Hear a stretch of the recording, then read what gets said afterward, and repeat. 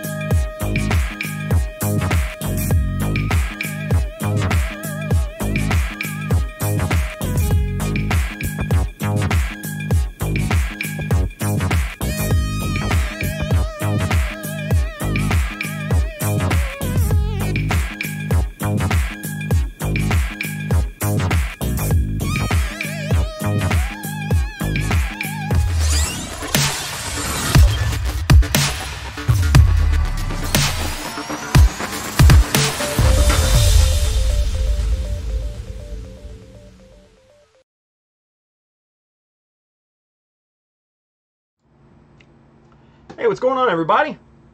Welcome to the Child of Mecha live stream. I am your host, Tim, the one and only Child of Mecha. It's Wednesday. It's the first stream of the week. Sorry about missing on Monday.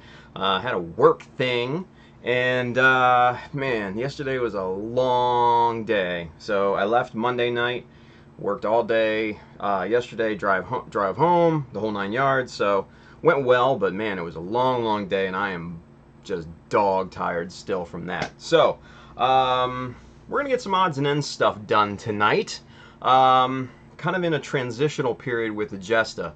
Most of the actually all the construction is done for the most part on it. We'll show you kind of the final pieces and stuff like that tonight. And started working on the base a little bit yesterday after I got home, and then worked on it some more today. So we're gonna probably work on that a lot. Maybe even work on the parachute a little bit, parachutes. So yeah, fun times. Let's see what SCGMC is coming up real soon. It's November 10th. So if you're gonna be there, I will see you there. We got an awesome scratch building demo going on at 10:30 in the morning, and it's going to be great. So stop by for that, and man, just stop by and say hi. You know, Julius Demsky. I'll see you there at SCGMC. I bought a plane ticket. Nice. That's awesome, dude. Awesome. Well, you're gonna love it out there. It is such a good time. So I will see you out there. Awesome. Hey, look at this. Look at that. Brand new tee. Gundam Skull tee. So go get that on the Child of Mecha store. Hit up childofmecha.com and hit the store button at the top. You'll be transported to the store where you can see all of the shirts and hats and bags and all that cool stuff. All the clearance items and stuff like that. I'm trying to move off to a good home, and yeah, it's all in good fun. Let's see, what else? You can win this model. This one right here. If you donate to the Gunpla Talk fundraiser / giveaway. One lucky winner will win that very model. 6 more will win the little resin bust from our good friend Win, the paint pusher over there on Facebook. 3 more winners will win limited edition models, model kits, I should say, from Therno Hobbies and Games, Mr. Dwidget on YouTube. And from what I understand, the other prizes coming from Ace Schultz, aka Bacana Tier on Facebook, from It's a Gundam Sales, should be on their way. So can't wait to see what is in store for that. So the cutoff date is the 31st. So you've got just a few more days. So if you've not entered or donated just as of yet, now is definitely the time to do it.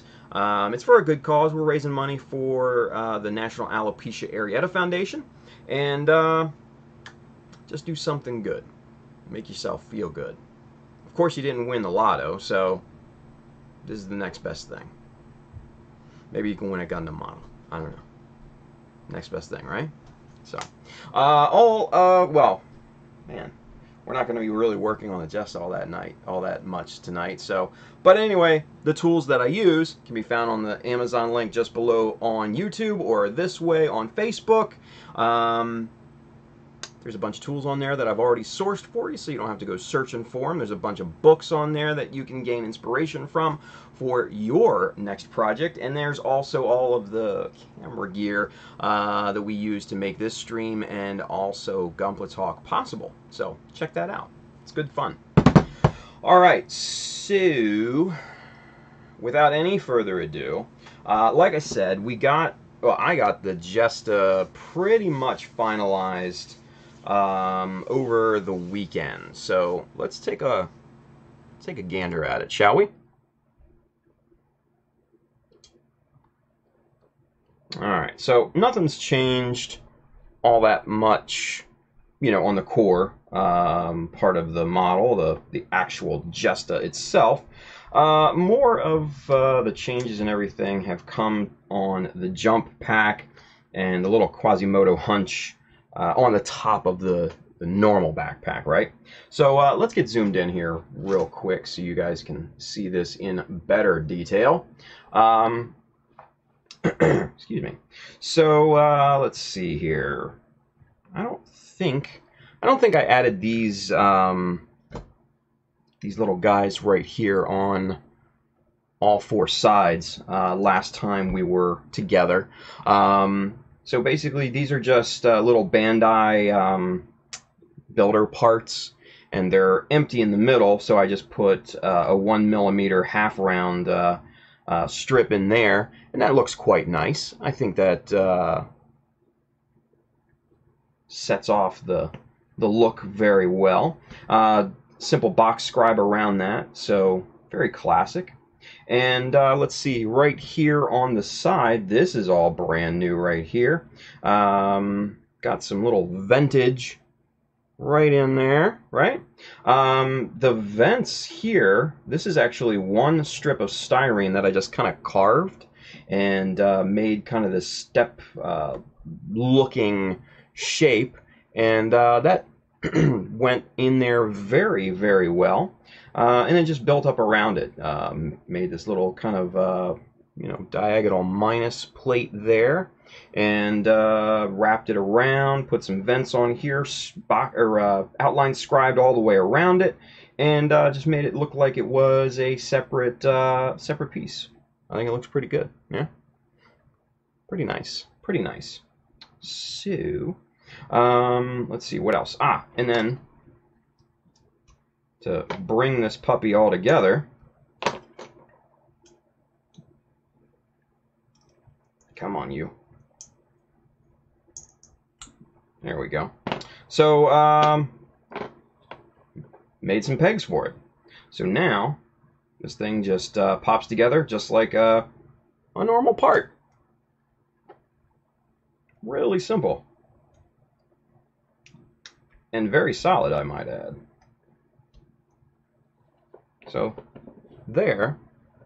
That's the, oh yeah, and I put the, kind of like a, almost like that little light type of thing here, similar to that right there on the side of the shoulder, right? So we did that here on top, just a little couple strips here on top as well, and yeah, that was really about it. So I think this came together really, really nicely. And then once we get finalized here, the two metal inserts will go up on inside the thruster bells, and that'll really kind of set off the look of it here. So this is kind of what she's going to look like here. Let's see if we can't get that guy in there. So yeah, I think that'll look pretty nice.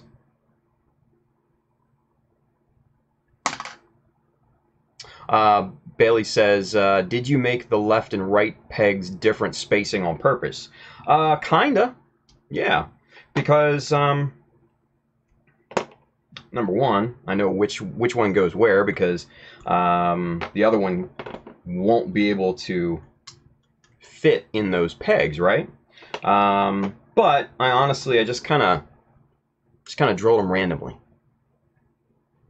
Just being honest, because they're just there to hold the parts onto the frame. That's really it. So, yeah. So this is the jump pack, and I'm quite happy with it. I wasn't 100% sure in the beginning the end direction, but you know what? I'm quite pleased with that. Quite pleased. And the fact that it just snaps on to the Jesta's backpack. Just like that. Man, you can't ask for much better, right? Whoa. The Jesta almost fell. That ain't good. All right. So let's take a look here on the Quasimodo hunch here, because this kind of changed a little bit as well since the last time we were together. So, focus camera. There she goes. All right. So obviously we added these two little X plates there, wrapped some plastic up and around to these two little pieces right there. And what else? Put some reinforcement strips right there. And then also, I don't know if you guys are going to be able to see this or not. It's hard to see because of the light. Let's see if we can get super zoomed in on this, and maybe you guys can see it a little bit better. Let's see, right there. Oh, there we go. Yeah, perfect. So, just went about and scribed in kind of a framing kind of look to that piece. And this is basically right in front of where the Jesta's head is. So this is kind of the orientation of the piece. So I think that came out really well.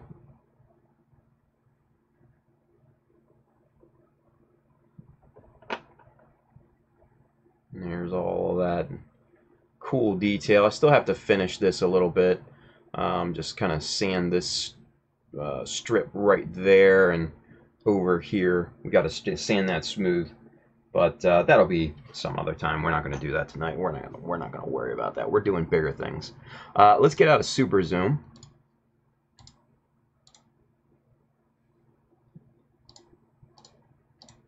All right, cool. So, like I said, the construction on the Jesta is pretty much done. So we're in a transitional stage right now, and like I said, what I was working most on today is the base. Today was all about that base. Let's show you the actual base part itself, right? This thing is big. This thing is large and in charge. So this is okay. Wow. So this is the widest zoomed out that my camera can get, and you can't even see the entirety of the base, right? So we're gonna get rid of these little pieces here just temporarily. We'll come back to these in a minute. So let's see. This base is 15 inches by 15 inches square. Obviously it's mitered on the corners, so it kind of looks like a big stop sign here in the States. I don't know if abroad your stop signs are a different shape. I think they might be round or something like that, but ours are a weird octagonal shape. So that's kind of what this base looks like. This is held together by some super beefy 1/4-20 screws and then threaded inserts on the top of this. Now why that is that 15 inches is way too wide for a carry-on on a plane. The widest width for your carry-on on a airplane here in the US is 11 inches. No bueno, quite honestly. So what we did, and I don't know if this will translate because this thing is so damn big. Oh, it's like, wow, it's like a scene from 2001. That was crazy. Let's get that again. Look at that.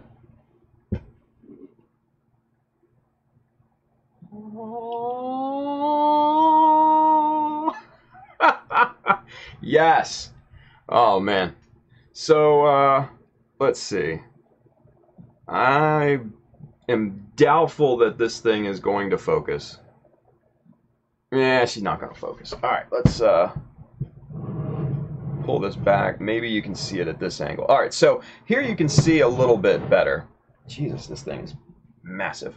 All right, so as you can see, this is 2 layers of 1/2 inch MDF, and it's half lapped right here.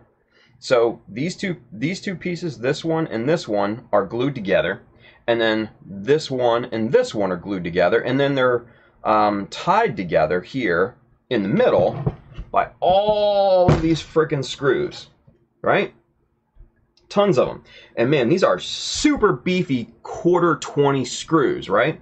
I wanted to go heavy duty, and they did not disappoint. I am telling you that right now. So all of the silver ones right now that you can see in here hold these 2 half laps together for the base itself. These here that form the T form a support arm that goes straight up about 16 or so inches, and then this is actually a support unit for that arm so it doesn't bend forward.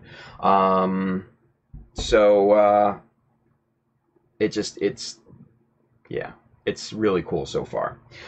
So what I figure we're going to do tonight, we're going to work on this a bit. I need to clean some space off of the desk here because this base is it's massive, just really big.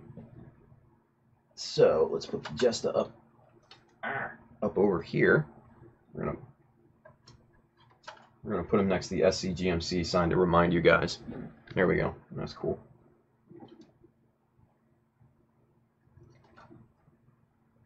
There we go. That works. Hopefully he doesn't take a tumble, right? We got to move the chopper off to the side here. Now we got some room to work. So the pieces from before that were on the base, all of these little chopped up pieces, right? These are going to form a border all around this piece. Let's see, let's get the number order correct here. All right.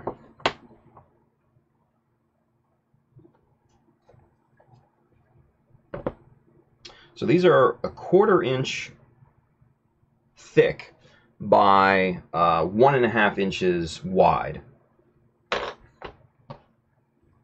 So as you can see, this will form a slight raised border all the way around the base here. And that's kind of what I'm going for. And then what will happen once this is all glued up, this will get laminated in plastic completely. This will get plastic all over. Once that happens, then I can detail it, then I can paint it. But inside of this inner area here, I am going to have an image printed basically of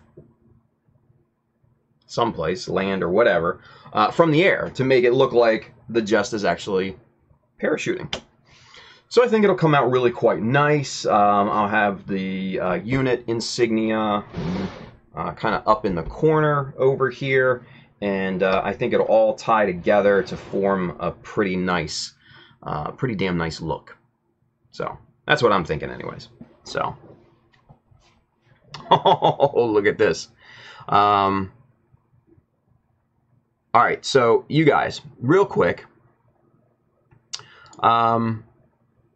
I just want to give a shout out to somebody over here on the YouTube chat.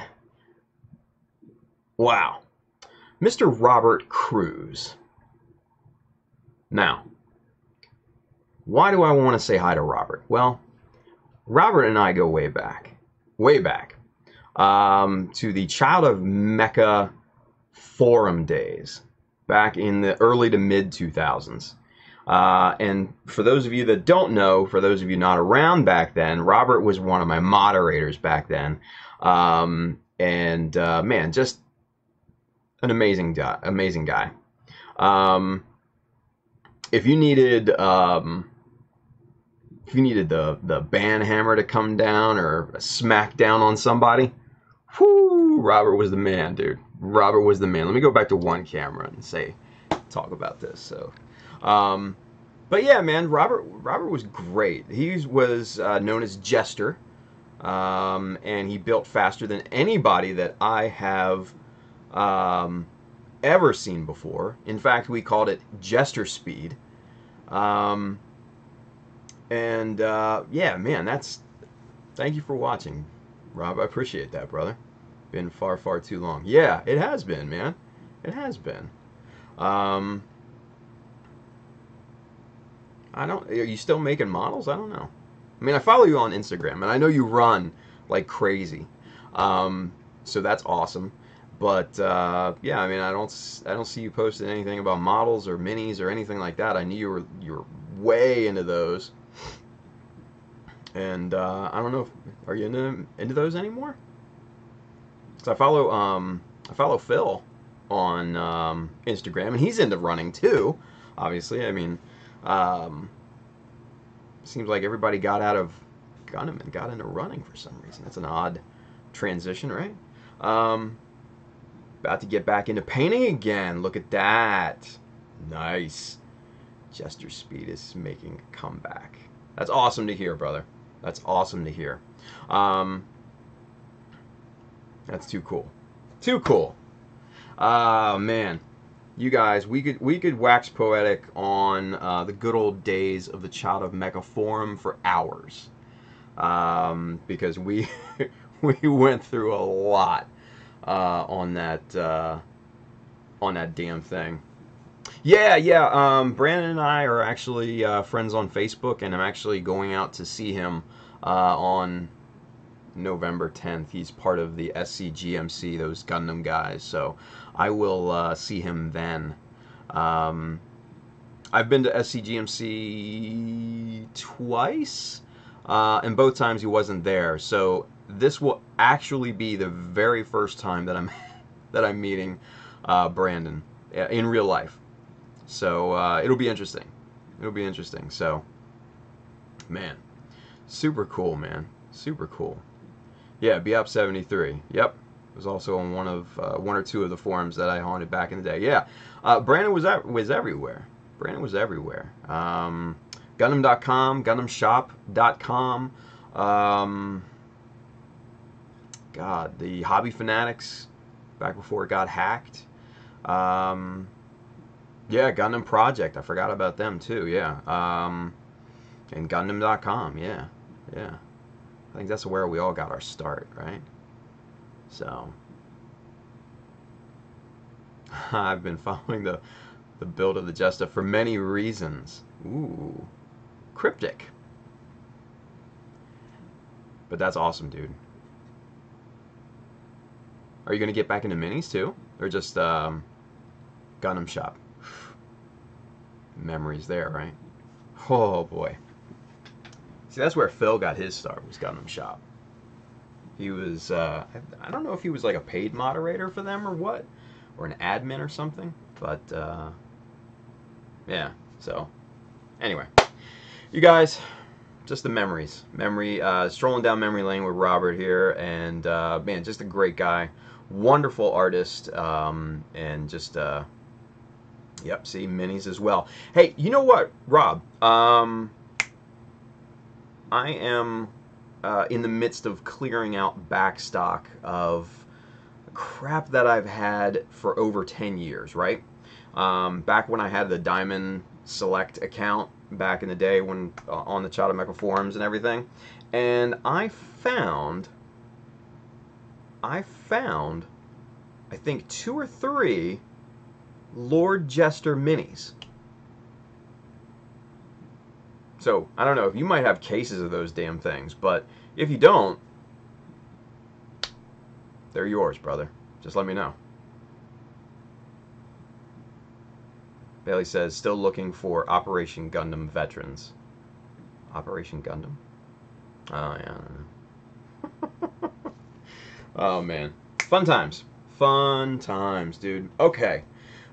So, with that being said, let's jump back to two-camera setup here. All right, and what we've got to do is we've got to get this thing glued up, torn apart, all that fun stuff. Yes, yes, 3. I've got 3 of them still in the package. Still, oh, you still have a few. Okay, gotcha. I was gonna say, if you didn't, man, they got your name on them. They had your name on them. I would send them out to you in a heartbeat. Oh man. Okay, so real quick, let's talk about the Lord Jester Mini. Robert was, is an amazingly talented mini painter, right? So back in the day, there was, what was it, coolminiornot.com, something like that. I don't even know if it's still around. I was never into minis myself. But Robert got kind of popular on that.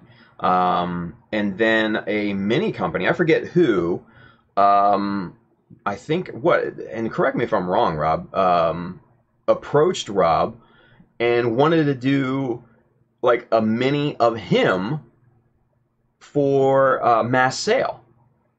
And so they had it sculpted and everything. I mean, it went through manufacturing and all the official stuff. Like, this was a real deal mini, right? And I had a few of them. Oh, was it? Okay, so it was Reaper Miniatures. Yeah, I'm not, like I said, I'm not in the mini thing at all. So yeah, so this thing looked exactly like him back in the day. You know, had kind of the goatee thing on, long hair, stuff like that. Man, looked exactly like Rob back in the day. Rob doesn't look like that anymore. He's got shorter hair and stuff like that. Looks, you know, way different. But man, it was like the coolest damn thing back in the day. Like, nobody ever thought in a million years that anyone that we would know would get a mini of themselves, like a mini, you know, a little miniature, and it was just really, really cool. Yeah, I mean, I guess, yeah. Rob says, I understand it's now discontinued. Well, it's a collector's item then. It's just going to go up in value, right? Well, good thing I got 3 of them. I'm gonna hoard those little bastards then. All right, so we gotta take this base apart, you guys. And I'm not messing around. I'm just gonna use the drill and just yank these suckers out. And I'll show you how beefy these machine screws are. These things are just massive.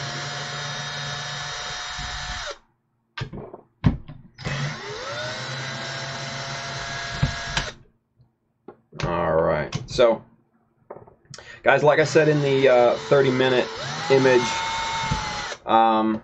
tonight's going to be odds and ends stuff, just basically like playing catch up, and maybe doing some Q&A. So if you guys have questions, ask them.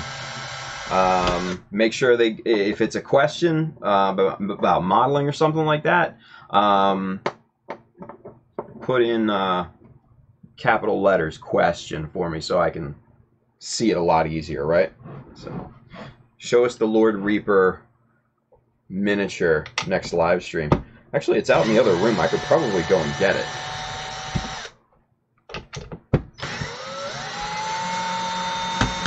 Let me take this apart. All right. So let's take a look at these things. These are just crazy big. These are 1/4 by 7/8 inches. So these fit perfectly. Excuse me, in the vase, right? And all let's get this thing up here. And so this is how it comes apart. So you can kind of see it's half lapped, like I said, and the threaded inserts are on this side. Screws go on this side, and then that's what it looks like from the top. So this will, like I said, this will all be laminated in plastic, and I think it'll look really nice. So we got to get these border pieces on here real quick. But first, MDF dust. You don't want to breathe that shit in. It's nasty. Anyway, let me go get these. Let me go get a Lord Jester and show you guys, because why not, right? Be right back.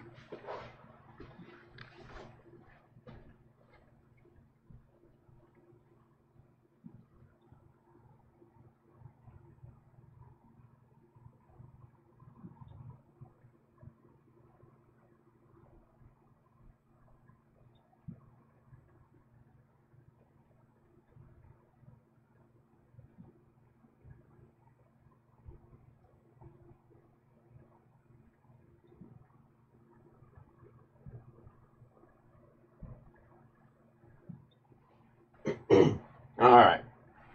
So, you guys wanted to see it. There it is. I told you I had some, Rob. I told you I had some. Look at this thing, you guys. This is great. Lord Jester, the mercenary, right? There he is in all his glory.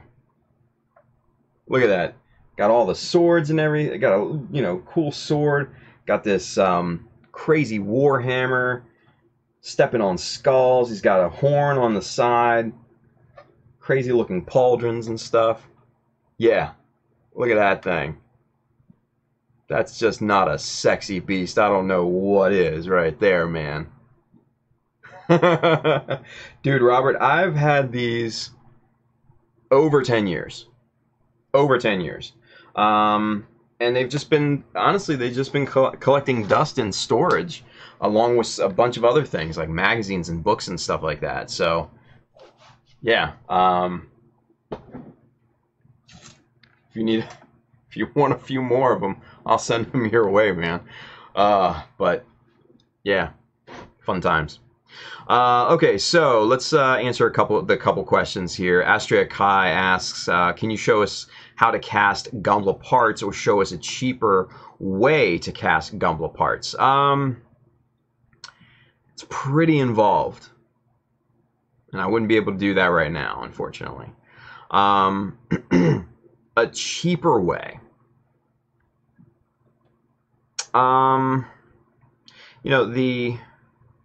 The what is it? The Sugaruru or whatever, that moldable plastic. A lot of people have had pretty good success with. They mold. They make a mold of it around a part, and then they either dump some resin in it, which I don't know how well that would work. Most will use like epoxy putty and just kind of jam it in there and make castings that way. But I think any of that moldable, that heat up plastic, that you boil and kind of you're able to mold, that will be decent for small, non-detailed parts. But if you want like perfect one-to-one castings, you're gonna probably need to spend a little bit of money on proper casting equipment and materials and techniques. So, Julie Stemsky, how are you going to laminate the plastic to the MDF? I need to do something similar. Excellent question. So, one second.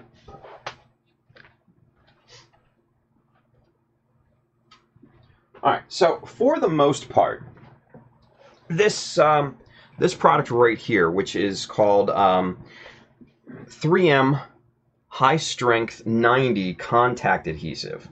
And you can get this at like Home Depot or Lowe's, places like that, down with the adhesives and things. And what this is a, like the name suggests, is a contact adhesive. And this is used for laminating countertops. Basically just like your cheap, like particle board countertops. And you know, you put the laminate over top of that. This is essentially what they use for filler pieces and things that they have to custom make. This stuff is serious. Once this is fully cured, you're not getting the plastic off that MDF. You're just not. Either you're going to tear the plastic or you're going to rip up the MDF. Because this stuff does not fail. It's just insanely strong. So I've used this on every single one of my bases since the Hummingbird, and it's just amazing. Really is. So basically all you have to do is just spray an even layer over the MDF and then an even layer over the piece of plastic and let that sit for about 10-15 minutes. And then once it's kind of tacky, not dry, but just tacky, then you sandwich the, smash the plastic onto the MDF, and yeah, that's all she wrote. It'll probably take a few hours to a day to fully cure, to reach 100% strength, but once you slap that on there, trust me, you're going to have an extremely hard time getting it off. And then once it's fully cured, it's on there permanently, because that bond will not fail. That bond then is physically stronger than either the plastic or the MDF.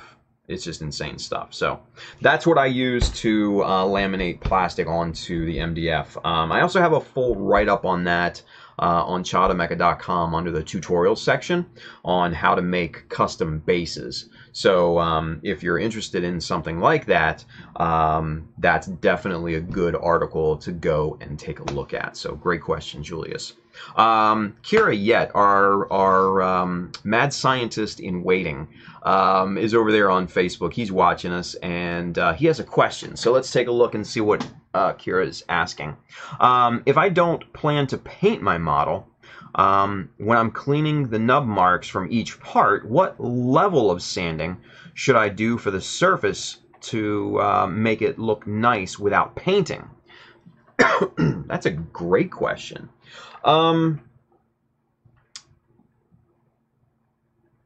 It depends on the look, honestly. Because if you want to go for a matted look, then I would probably go up at least 1,500, 2,000, 3,000 area.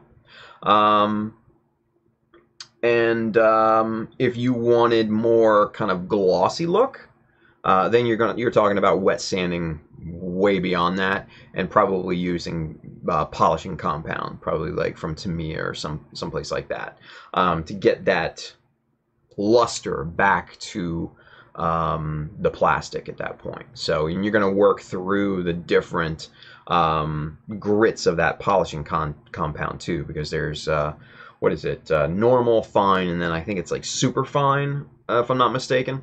So that's probably what I would do, and finish it off with, you know, your clear coat of choice, and be happy with the model that you have. Yeah.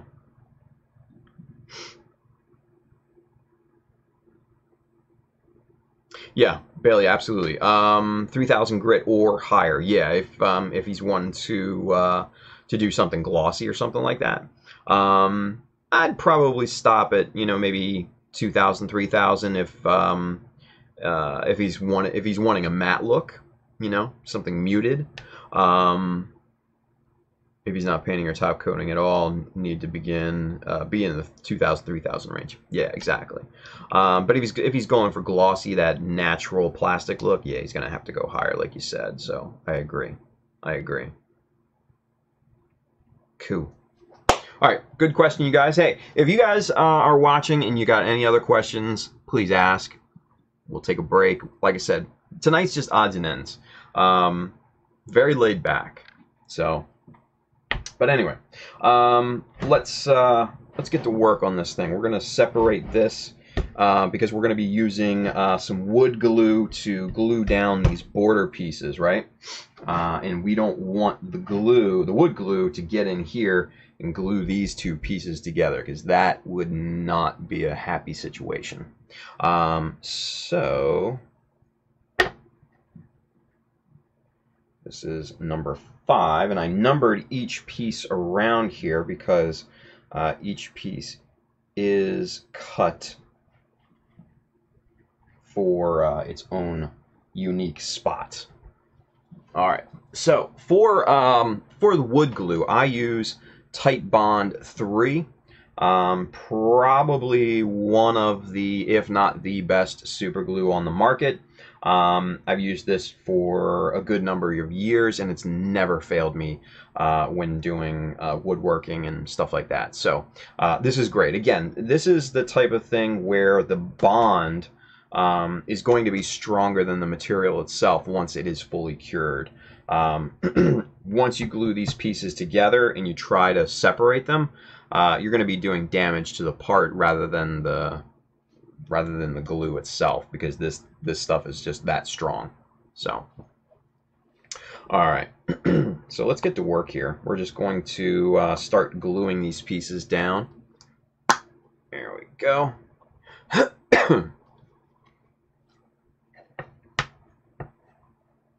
Oh, neat. Bailey says, I have the God Hand polishing set. Never knew they made one. At 8,000 and 10,000. Damn, 10,000 grit. That's nuts. The plastic is smoother and shinier than the original molded finish. I would say so. Shit. That's insane. 10,000 grit. Nuts.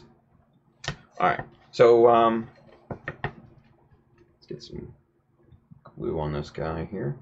And we're just going to use a super cheap, basically like craft paintbrush, just to spread this out.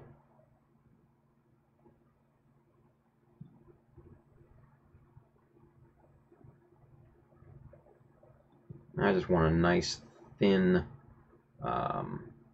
coat of glue all over this thing, because I do not want these pieces to lift at all. So, as long as you have 100% coverage on the glue, and you've got a good glue, good amount of glue surface, then you'll be perfectly fine.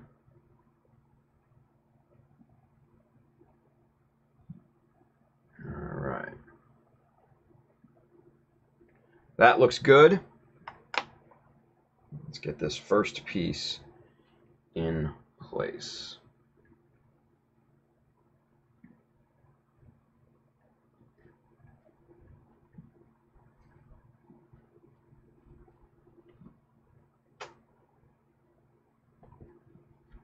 Okay. I'm going to move this other half off to the side here so we don't accidentally get glue on it. So that would be bad, right? Let's move this up a little bit so you guys can see a little bit better here.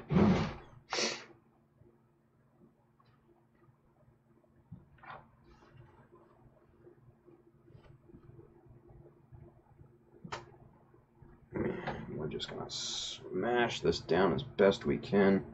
Normally I would use clamps in this scenario, but all my clamps are outside, so what are you gonna do?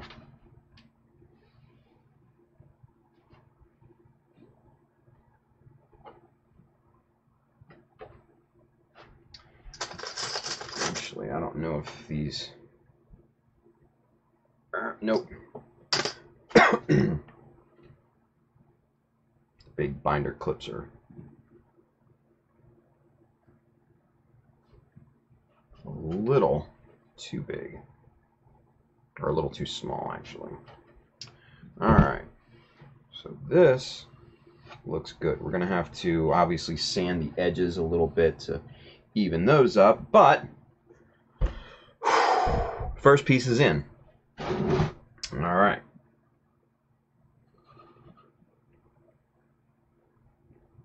So now we're gonna do the same thing 10 more times.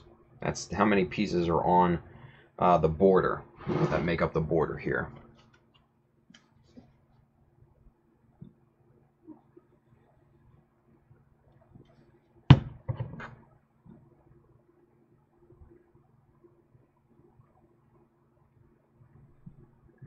Okay.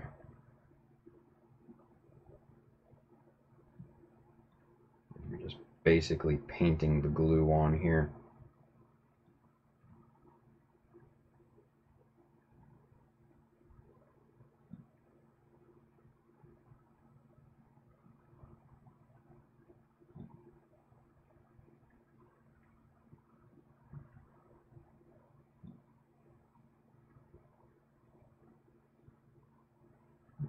Okay. Here's that piece.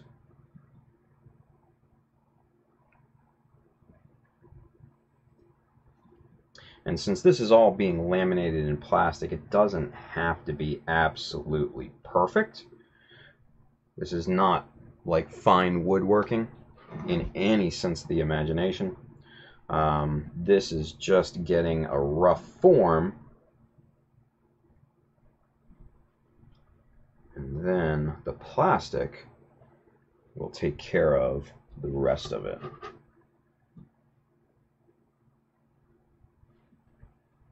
Just want to make sure these seams are nice and even. Corners are good. All right, let's see. Number 3. Bailey's got a question. Did you mention already how you cut these MDF pieces? Do you have a miter saw? Actually, I have a table saw and I have a 12-inch compound miter saw, both by Rigid. And so yeah, so if you don't have those, you don't necessarily need those power tools. You can get the same effect with hand tools or even electric hand tools. It's just going to take you a little bit more time, obviously, with precision and all that. The big power tools obviously will help speed things up and make the process a little bit easier. But if you don't have those, or you don't have access to those, you don't really 100% need them, but it does make it a lot easier. So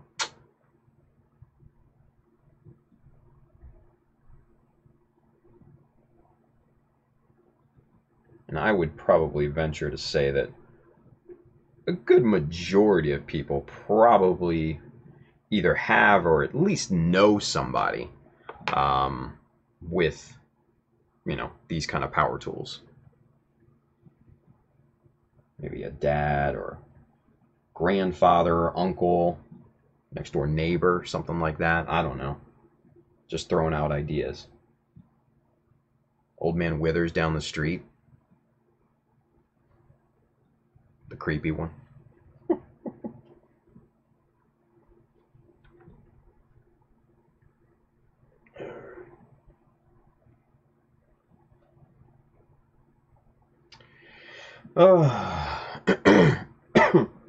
Arf Aurora. His questions. No bar clamps? No, they're all out in the garage actually. And honestly, I would not have enough for this particular process, unfortunately. That is one thing that I don't have a lot of, is clamps, surprisingly. I need more. Of course, I'm not necessarily what you would call a fine woodworker. More kind of utilitarian. So, like, you see guys on TV, you know, your Bob Vilas, your Norm Abrams from the New Yankee Workshop and stuff like that. And mind you, I love what those guys do and what they're able to achieve. But that's just, you know, that's just not me. You know, my stuff is pretty much like work site equipment. You know, portable stuff. It's not shop equipment, let's put it that way, right? So it, you know, it is what it is. You know, it's good, but it's probably not good enough for very fine woodworking, you know. It's good for what I use it for, you know, just kind of simple utilitarian type stuff, you know, building these shelves right here. I built these shelves. This is all this is in MDF, right? Just painted up, all that good stuff. And, you know, the workbench, the airbrush spray booth, the little workbench, the light, my light box. There's another shelving unit behind the computer, and then the pegboard, and then my kind of big tall shelf over here next to the desk. That's all stuff I just kind of made myself, and you know, it works. Like I said, it's all utilitarian style of stuff, you know. All right, let's see. I need number 1. There we go.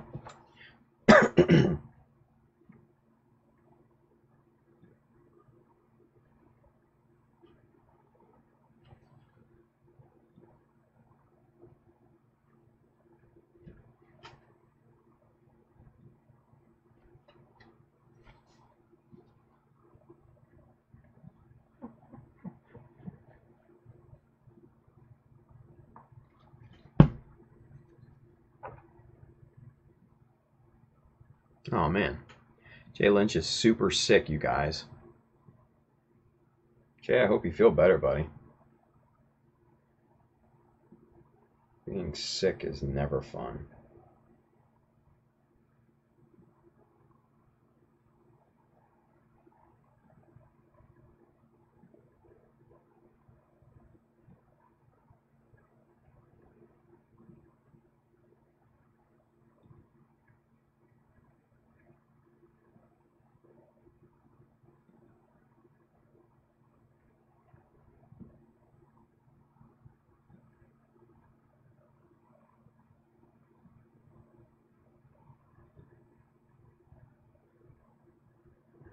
Okay.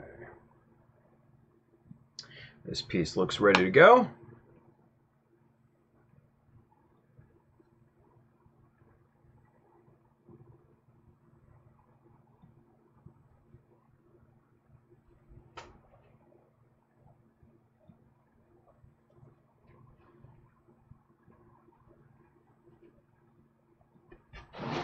This will obviously be the last piece on this side. And looks like I might have some trimming to do. This piece is a little bit long, maybe a 1/16 of an inch.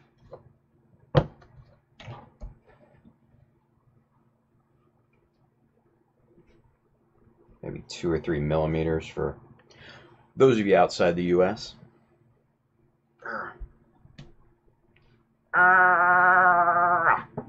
Just trying to press this damn thing in place. It would be a lot easier with bar clamps, yes.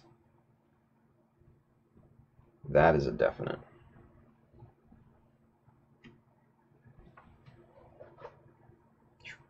Getting wood glue all over my damn hands here, people. Alright. So that is the first side. Good enough, right? Like I said, it doesn't have to be perfect because the plastic will hide all of our sins. All hail to the plastic. All right.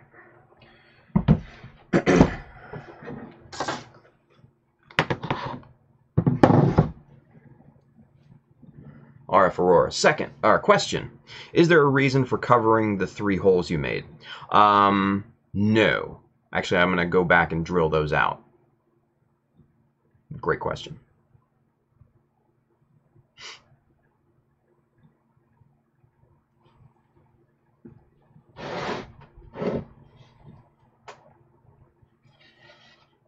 Okay.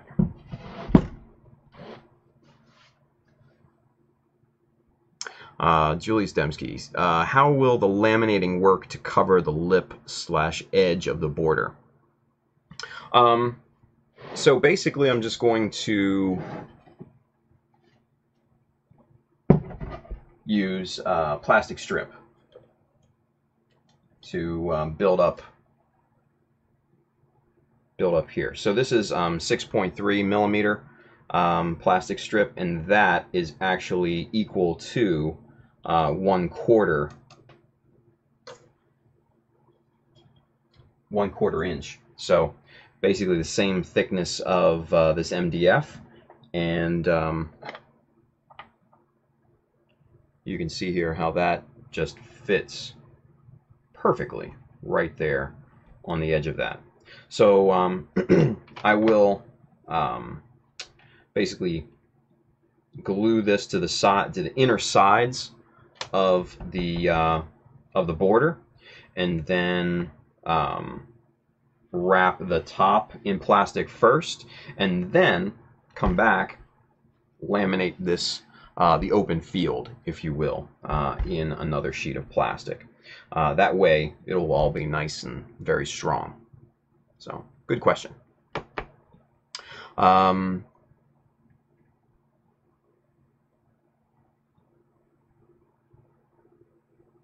GizmoCon Gonpla says, seen some diorama builders who just use small round weights to hold pieces down when gluing. Yeah, I've seen that too. I don't have any. It'd be great if I did, right? But yeah, I don't have any. Anyway, let's see what else.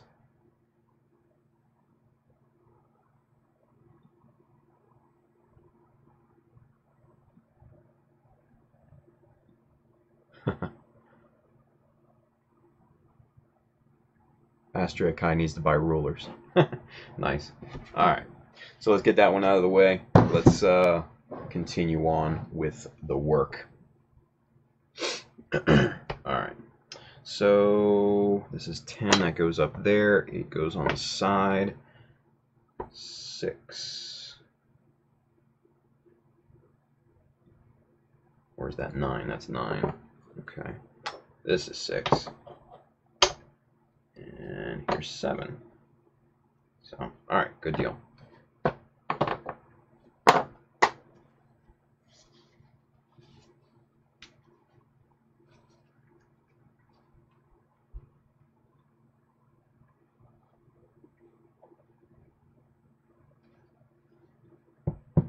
Yeah, T-squares.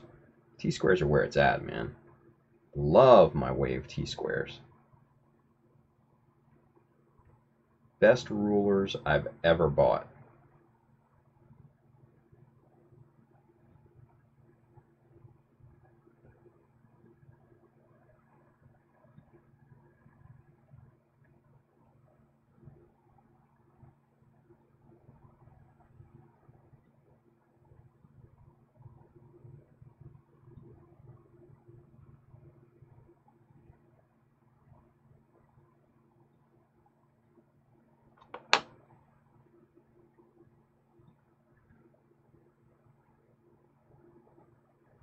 Okay.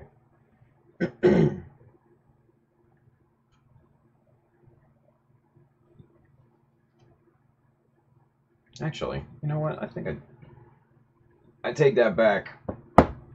I've got my machinist block. Now that will not necessarily weigh it down all that much, but it will help to distribute the pressure when I press down. Yeah, that's actually better. There we go. Still a little movement, but that's okay.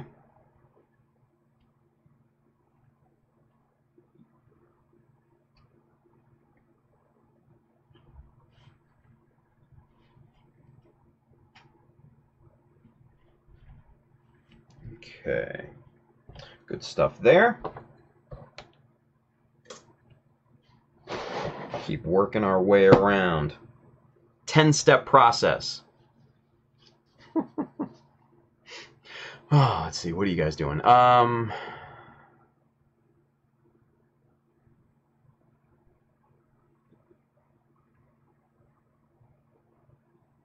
Julie Stemsky says the beanbag weights scuba divers use are great for using our items you don't want to mar or scratch. Okay. I don't care about this. This is, like I said, this is going under plastic anyway, so not a big deal.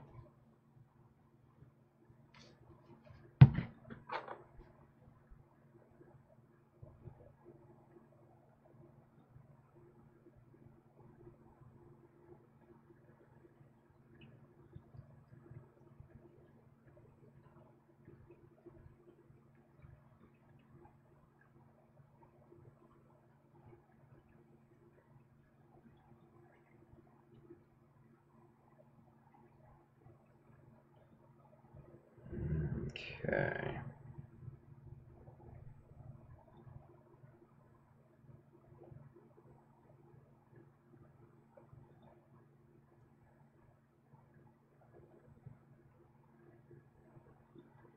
All right. Let's get number 7 glued down here.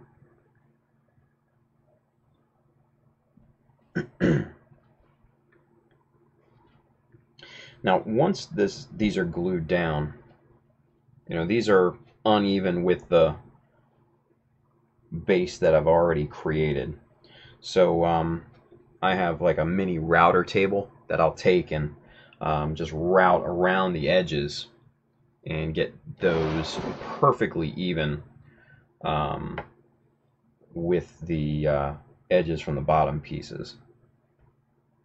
So that'll look much better.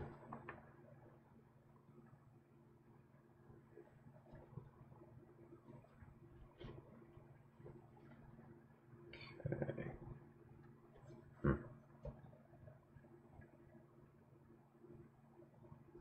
Yeah, like that. That looks good.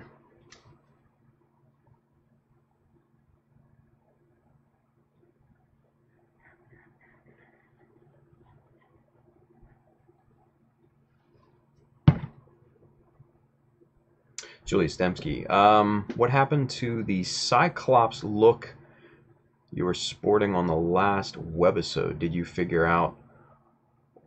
Oh, the Cyclops look. Yeah, you know what? That totally slipped my mind. That's funny. It took me a second. I was like, Cyclops look? What?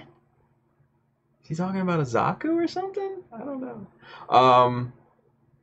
So, did you figure out what the issue was with the audio feed? Yes, yes. Thankfully, we got it straightened out. So, after 2 or 3 hours of troubleshooting, I just basically went old school and went back to basics, and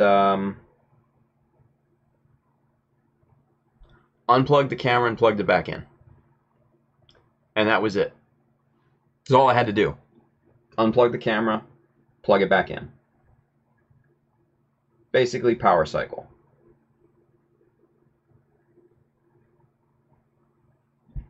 I was pissed. I'm man enough to admit that. I was pissed at myself for not going through proper troubleshooting. And yeah. So It is what it is.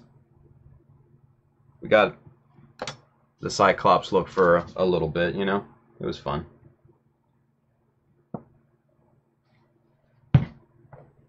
But proper troubleshooting, kids. It's important. Proper troubleshooting is important.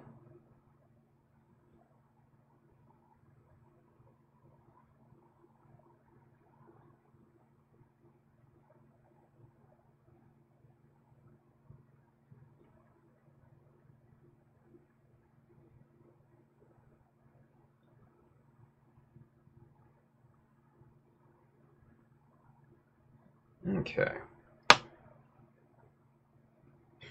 Use it to go for Cyclops for Halloween, yeah. I don't know, man. I don't know about all that. Number one, Halloween's not really my thing. It wasn't Cyclops, it was Jesta Tim cosplay. Nice. Thank you, Jonathan. Appreciate that one, buddy.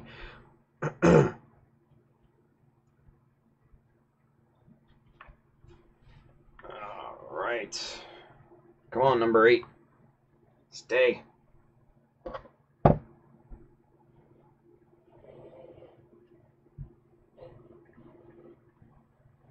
There we go. Now we're cooking.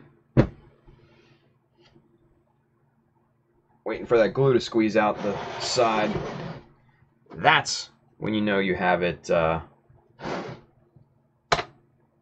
good to go. Oh boy. Alright. Last 2 pieces.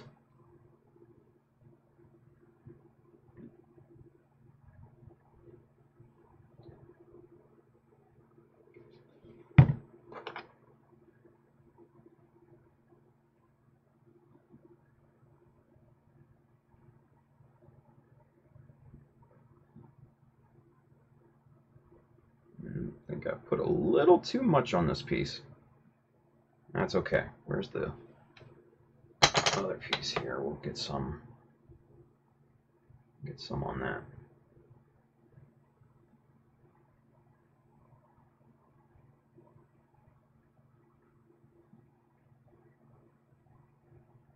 There we go. That's working, yeah. Look at that. Gluing 2 pieces for the price of 1.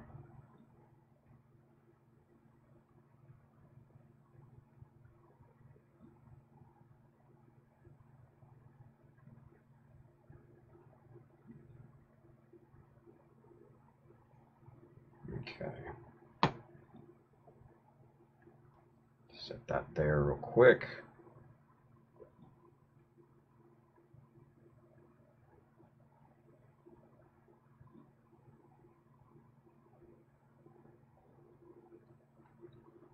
Okay. These pieces aligned.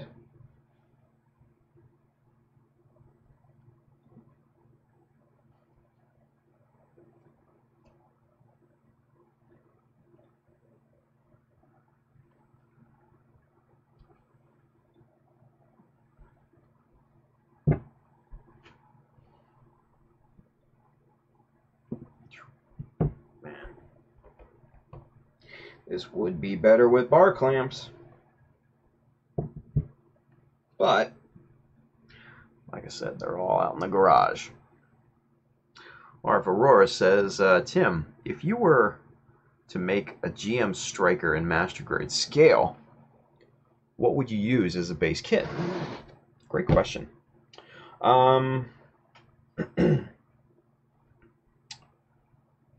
Striker. MG Striker. Oh, let's see.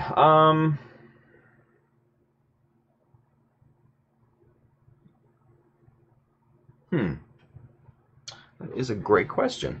Let me take a look at the Striker real quick and get some ideas. Let's see. GM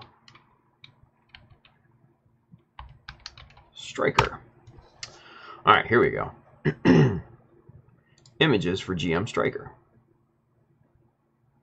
Booyah. Okay, so, initial thoughts would probably be a GM Type C.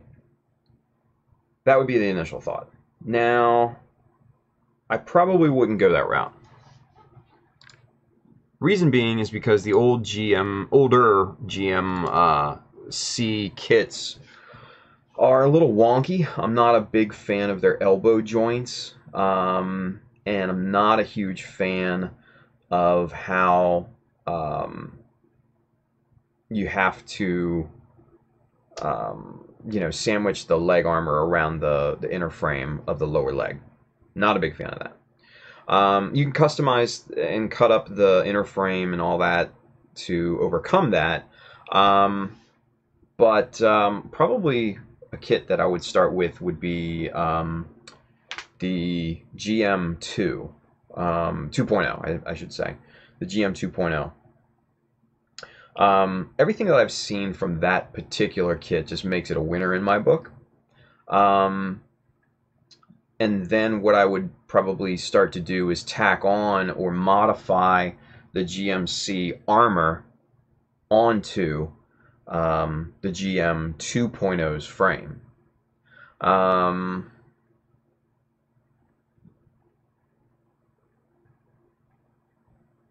I'm looking at this thing. The head, yeah, I'd still probably use the GM Type C.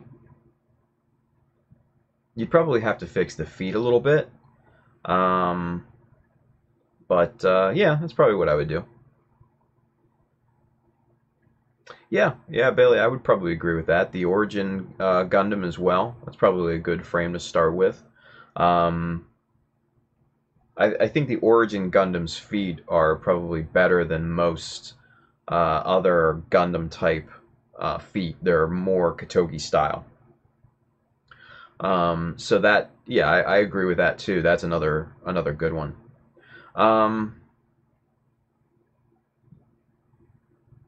And then the armor and stuff.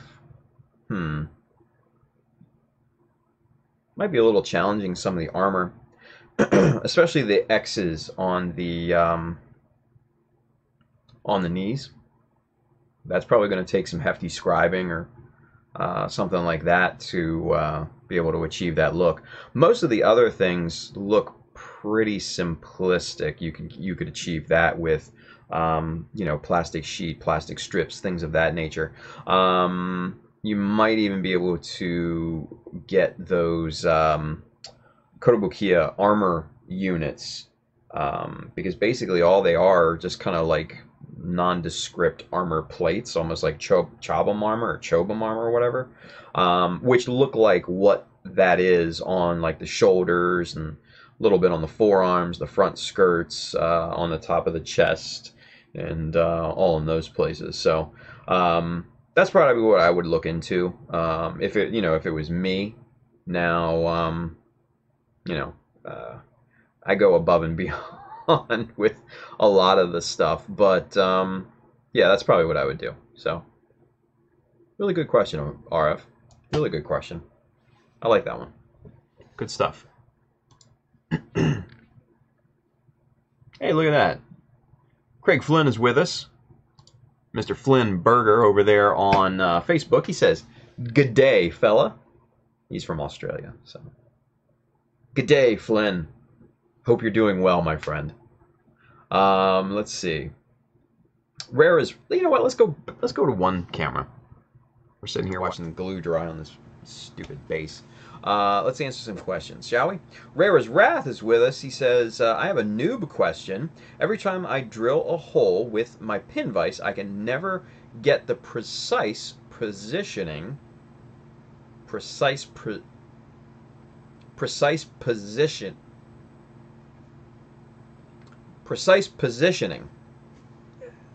all the time. It can be tricky. That can be very tricky. One thing that I find works extremely well is to do what's called either a pilot hole or a pilot mark. And you can actually do this with like a hobby knife, right? with a very sharp hobby knife.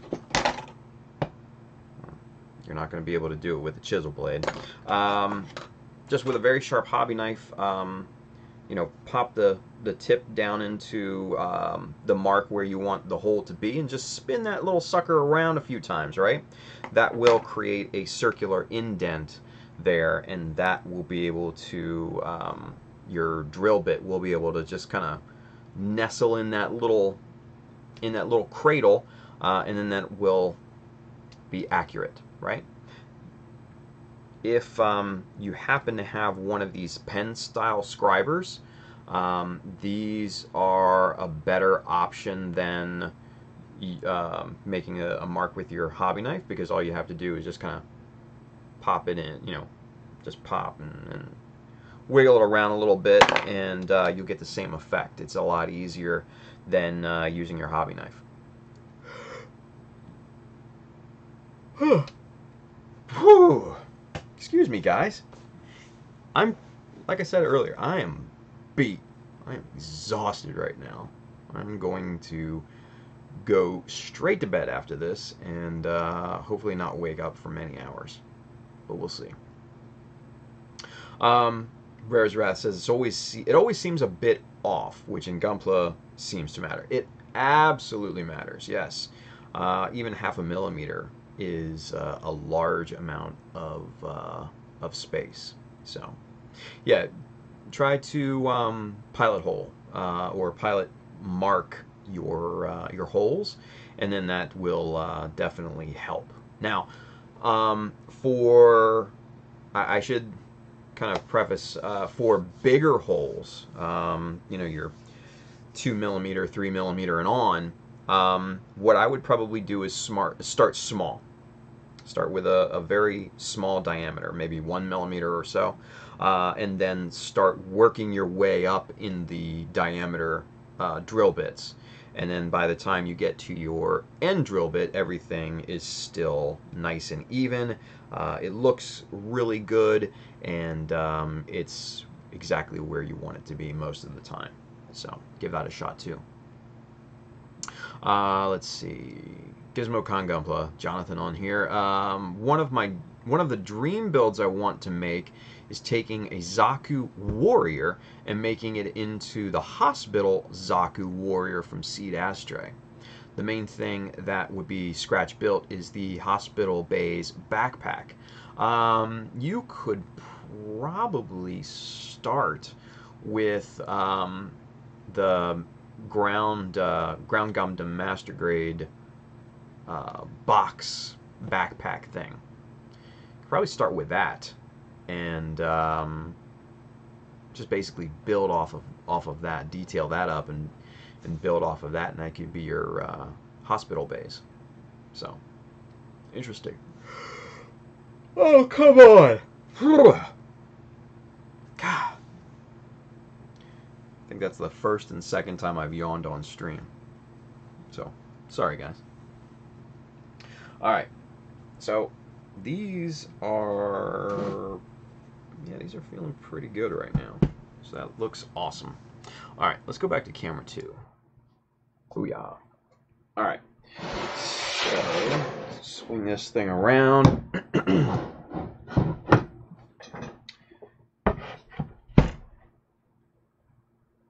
And like I said, there's a little trimming that I have to do on this piece right here, probably about 1/8 of an inch or so, but all things considered, this thing looks pretty good. Not too shabby.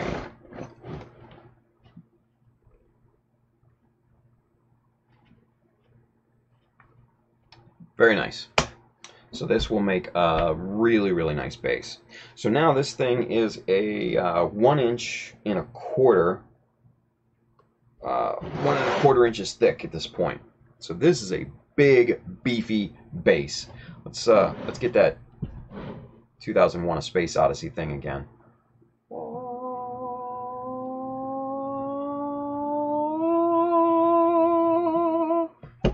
I don't know why that entertains me, but it does. It's just fun. It's just fun. All right. Let me grab a couple things here off camera and let me show you.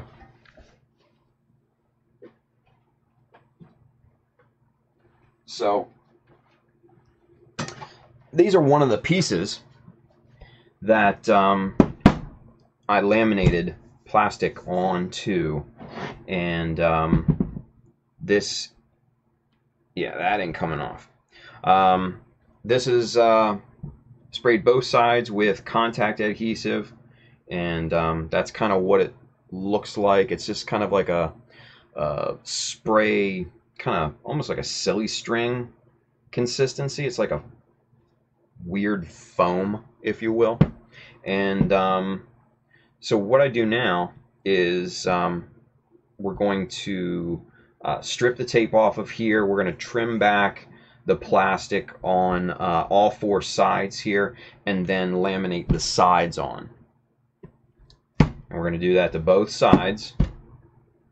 We're going to get that all even and cut and everything there, and then we're going to trim the excess off of those sides, and you should have a support arm. A big, beefy, look at that. Whoa, whoa, buddy. Oh. Whoa. It's like 2001: A Space Odyssey. You guys, look at this.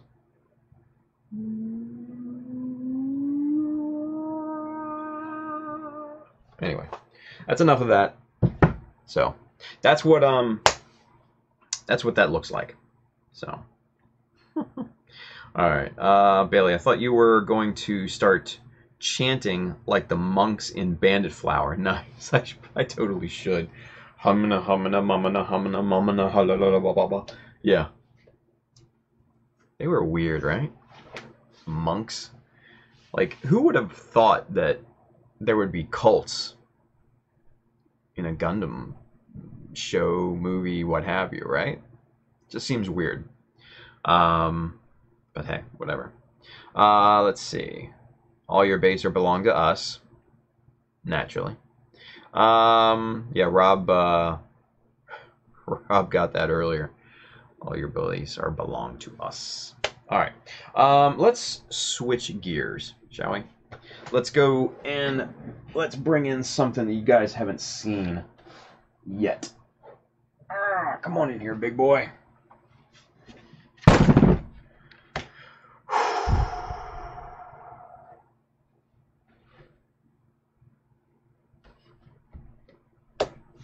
This, if you guys are not familiar, this is the parachute mold. It is clayed up. Clayed up. So, pretty much all even as it's as even as possible. Let's put it that way. But what I need to do next is to kind of start getting the billow effect, the puffiness, you know, in between the support lines.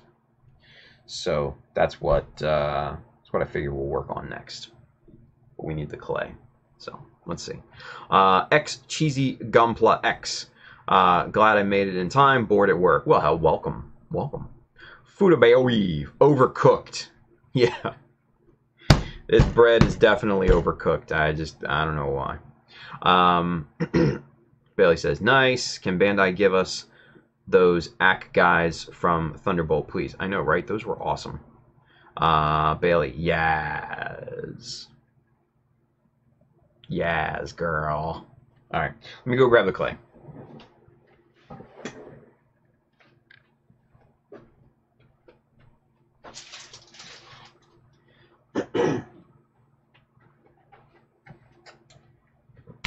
All right, got some clay. Now we need a brush.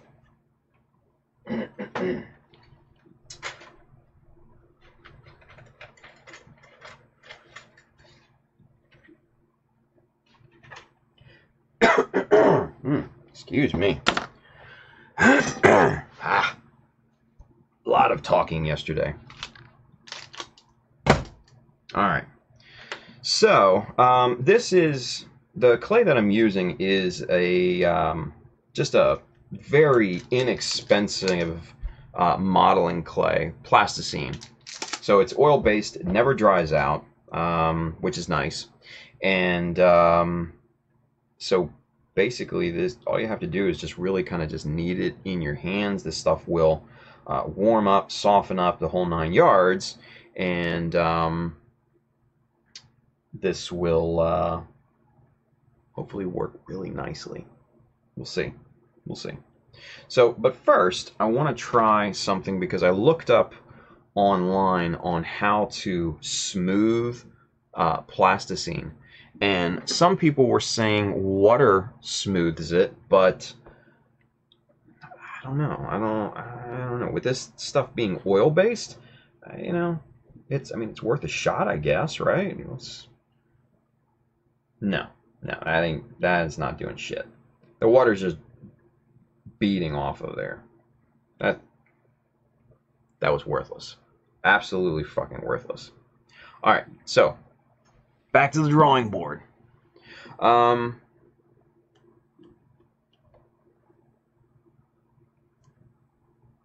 They are significantly different from the original ACA guys to try to modify. Yeah, they are. They're big time different. Big time different. Only example I've seen so far was some crazy scratch build using popsicle sticks or something. Nice. GizmoCon Gumpla Jonathan says, I've only used water to smoothen milliput. Yeah, milliput is not oil-based, where this stuff is. So that's the biggest, the biggest difference between the two. This stuff is not meant to cure, right? Now, another thing that I saw online is that they used alcohol. So let's give it a shot. I've got 91% isopropyl alcohol in this dispensing bottle. Let's see. Oh, yeah. That's definitely alcohol.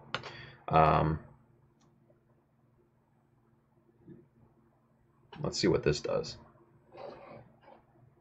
And, you know, the stuff here on the parachute might just be... Ooh, wait a minute. Holy moly, we got something here. It's not running off like and beating up like the water did. Ooh, look at that. Whoa, I think we've got a winner here. Holy moly.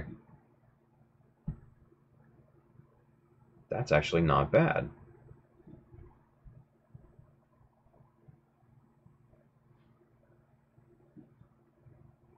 Huh. Learn something new every day, right? So there we go. So alcohol seems to work, right?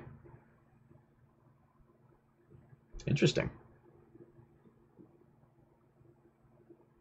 Hey, Timmy Wynn over there on Twitch, RuneBlade265. He's with us. He says, "Hey Tim, how's it going?" It's going good, man. We're doing odds and ends things tonight, and we're impersonating 2001: A Space Odyssey, the monolith scene. Aww, that thing. So. Missed the reenactment. Sorry, Timmy. You'll just have to go back and watch the replay. But we're just kind of hanging out, not being very serious tonight, because like I said earlier, I'm just kind of in the transitional period of the Jesta. Done construction. But there's not much to start with right now in terms of the Jesta and stuff, because I'm working on the base, working on the parachutes, all that good stuff. Bailey says, so now we know. I don't know what we know. I mean, I know what I know. What do you know? What do we know? We know something.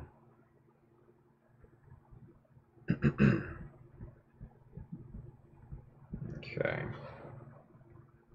Where are the... Ah, here we go. Let's pull out this guy here. This might actually work really well.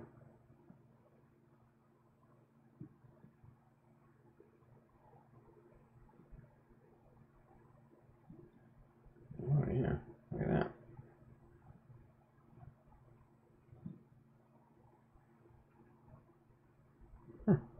It's interesting, yeah.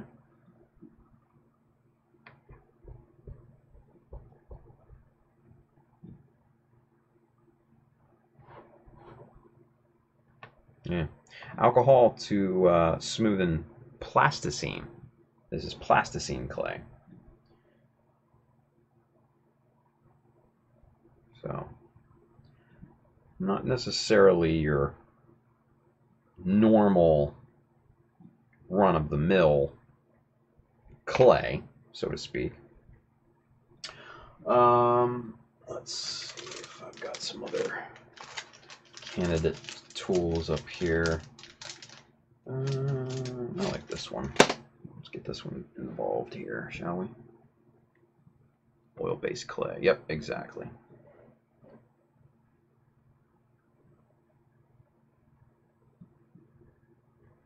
Oh, look at that. Holy shit, that actually works really well. Huh. I'm actually kind of impressed by this. Wow. Wow. Ooh.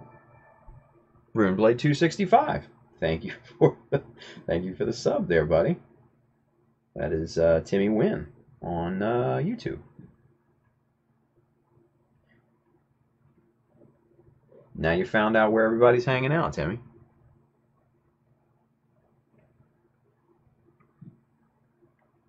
All right. And I think this alcohol thing has merits.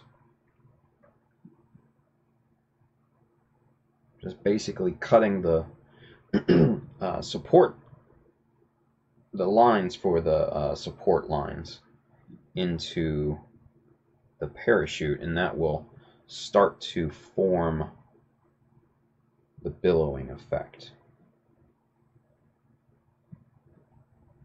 Because then I can start to form around those lines.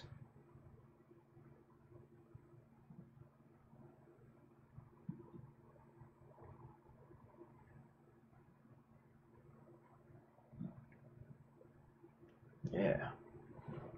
I'm kind of impressed by how the alcohol is making this pretty easy.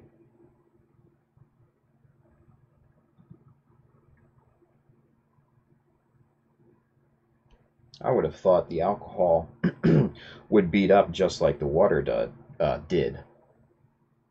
But no, it's holding.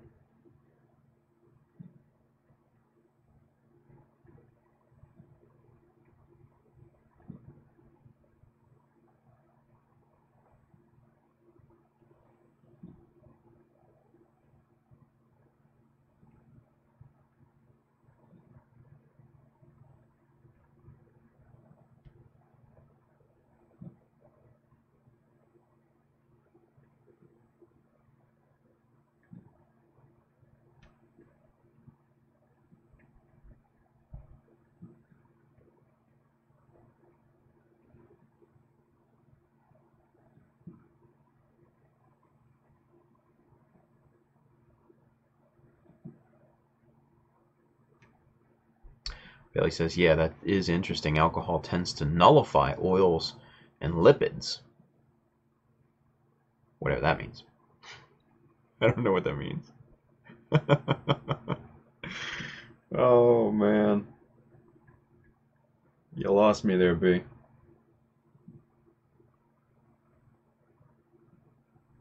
but it's doing, yeah, I mean, it's doing a hell of a job.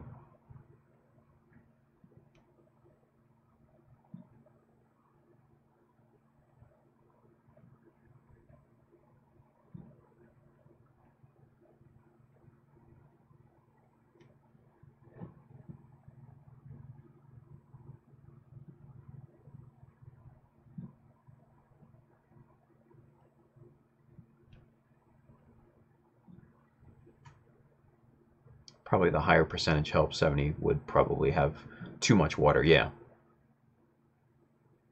Andrew Young. What's up, Andrew? Feel bad for not coming in for a while. Yeah, what are you going to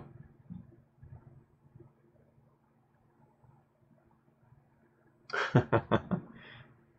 Curiet says, first time I saw subscribe effect in the stream.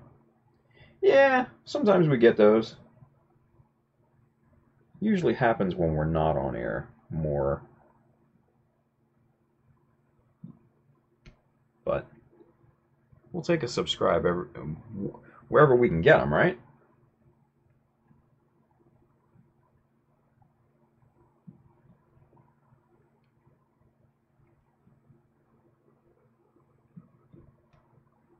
Man, and this little silicone brush here is... Man, this is a champ.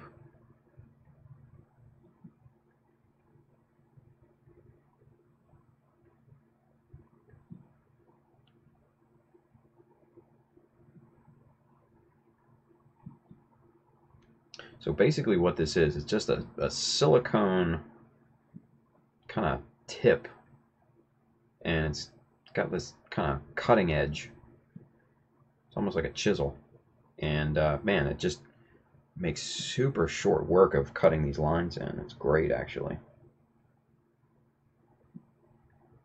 And this was actually, I'll be honest, this is kind of one of the things I was dreading, is trying to sculpt this parachute, because I am not good at sculpting at all. That is not in my wheelhouse. Scratch building with plastic? Yeah, sure. Forming shapes, especially organic shapes with clay? No, hard pass. Hard pass.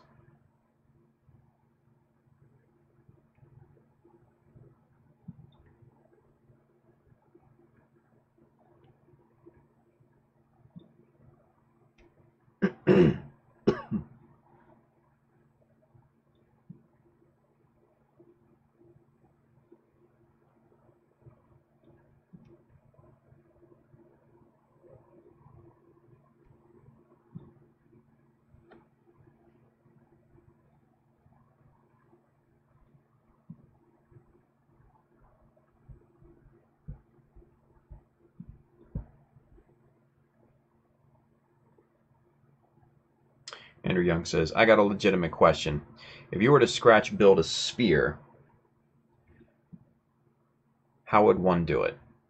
I've been thinking about it for the past week, had ideas, but still thinking still. Honestly, I would go to the craft store and get one of those little globe ornament type things. They come in different sizes, and I would just go from there. But that's not exactly scratch building.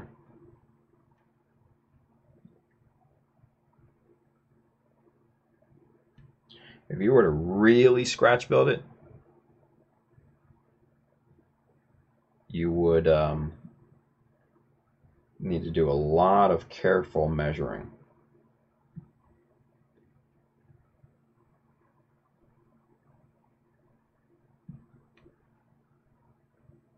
Or for Aurora, don't choke on the alcohol fumes. Nah, the fumes right now are very minimal. I can smell the clay more than I can smell the alcohol. The clay actually has kind of like a sweet smell to it. You know, kind of sugary almost. It's weird. It's almost like sickening, kind of sweet.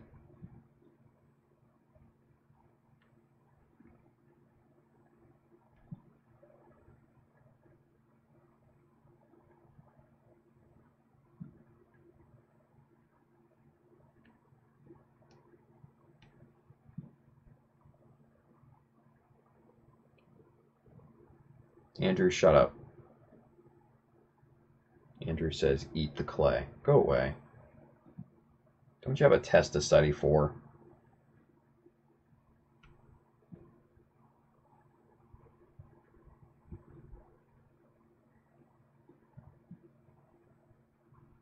Andrew says, I've seen some JP modeler online. Scratch build some spherical stuff, but can't wrap my finger around it. If he's doing like smaller domes and stuff, he could be using the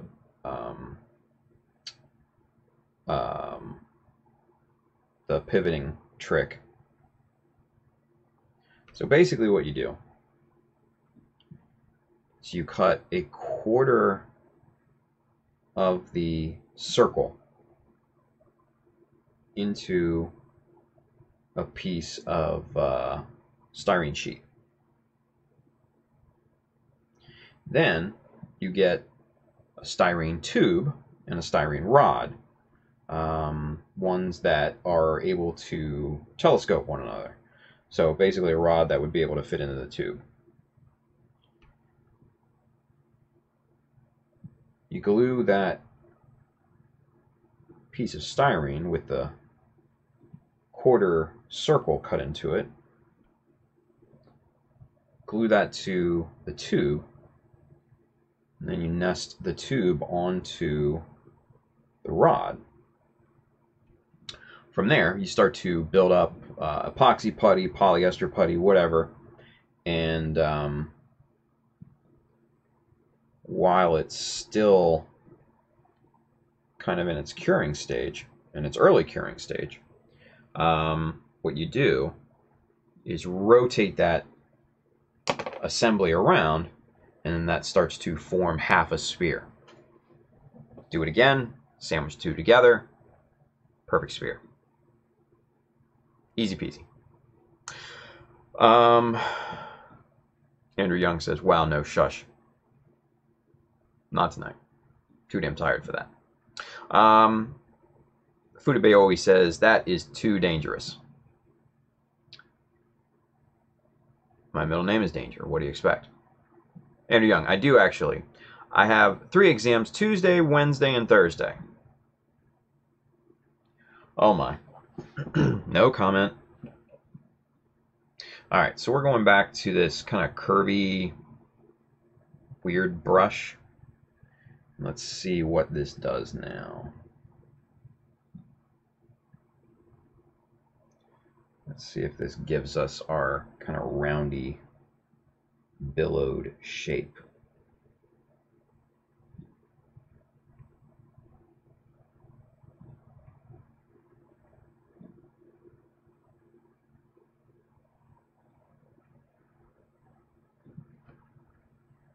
Sort of.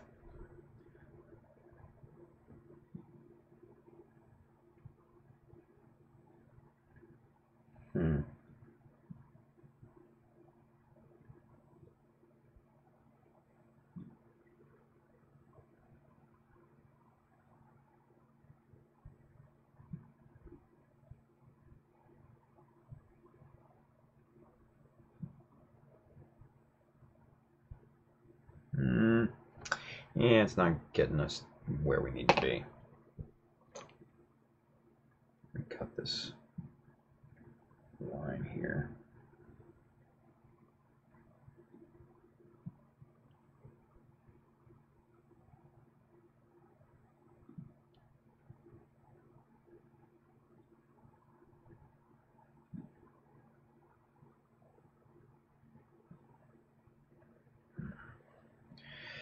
Oh my.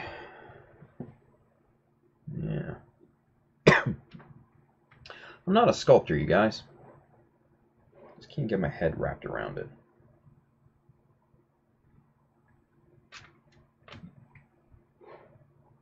Just not something I'm comfortable with or familiar with, I'll be honest.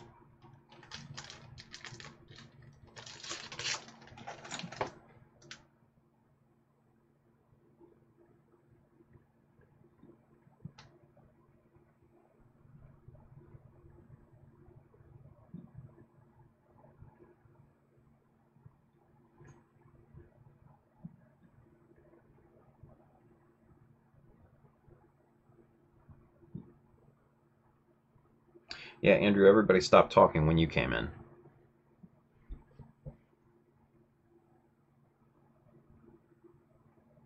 Fudibioi, my text before did not get read. Then again, I do not think many remember Andrew Dice Clay. I didn't see. That is too dangerous. I don't know.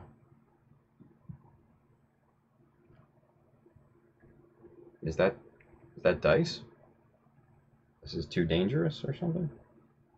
I remember watching him back in the day, but I don't know if that was one of his lines or not.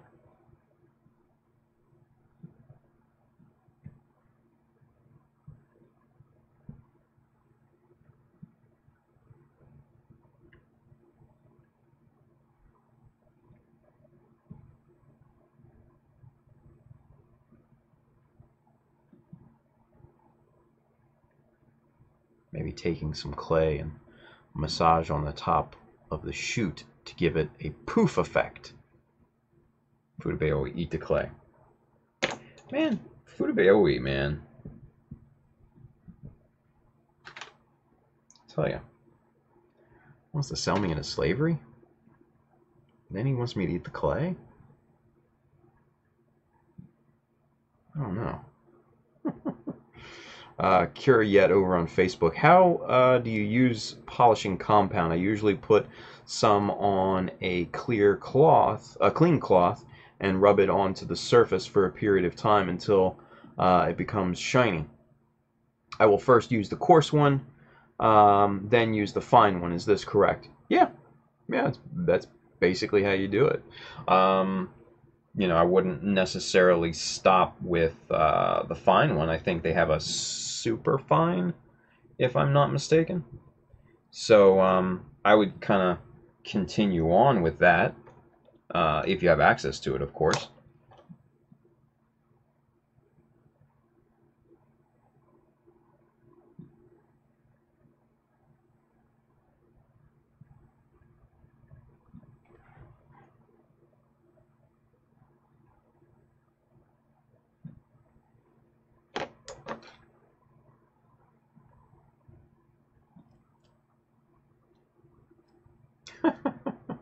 Nice.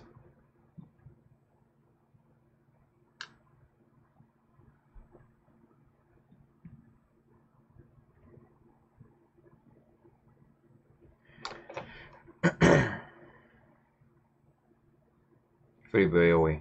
Eating the clay may cause more Netflix shows to get canceled too. Too dangerous. Yeah, man, what's up with that, right? Last week I was stunned with the cancellation of Iron Fist, and now, a week later, they cancel Luke Cage. What's up with that? That's not right. How you gonna treat my man Luke Cage that way? It's messed up. Ooh. I think we found the tool that we needed. It's a weird curvy silicone deal.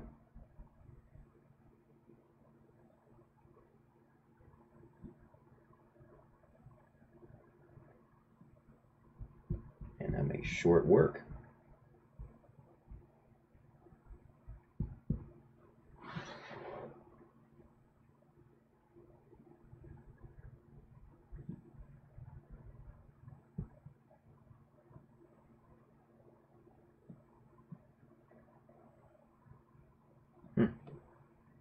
Yeah, it's not bad. That's not bad.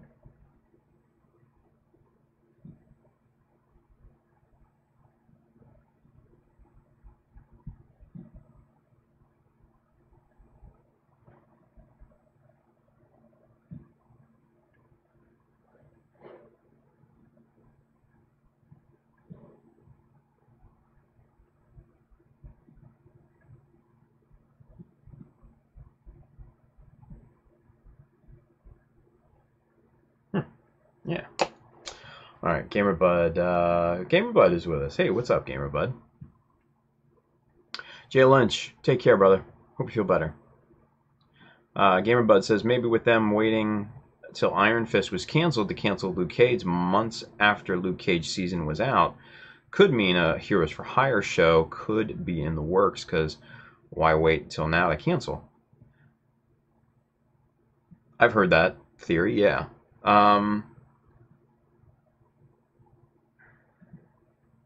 But there were also reports that Netflix and Disney weren't coming to a creative understanding for their properties. So, you know, it basically comes down to money. Netflix needed good superhero content. Marvel gave it up for a pretty good price at the beginning, from what I've heard. And then as the success grew, they upped the price. So now Netflix doesn't want to pay Marvel what evidently is owed. So it is what it is. Oh man. Timmy Wynn over there on Twitch says, man, I didn't know Luke Cage got canceled too. Sorry, man. I hate to be the bearer of bad news. That sucks. Because I found out the same way the other week that Iron Fist was canceled. And I was just like, I was on stream. I was like, really? Sucks. It sucks. But who knows? I'm not going to hold my breath at this point for Heroes for Hire. I would love to see Heroes for Hire, but I'm not going to hold my breath on it because I just don't see it happening. Not with the current Marvel / Netflix relationship. I just don't see it happening.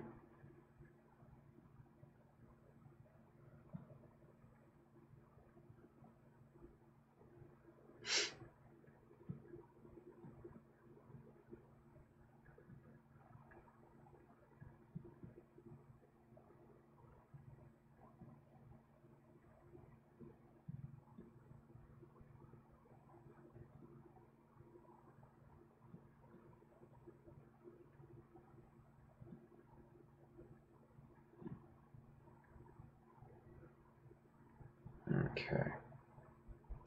Looking good.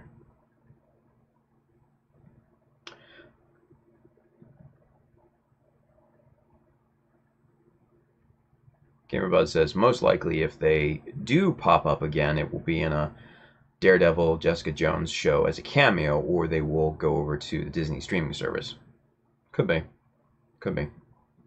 Roomblade265, Timmy Wynn over there on Twitch says, really liked what was being teased at the end of Season 2 of Iron Fist and Luke Cage. I know, right? Me too.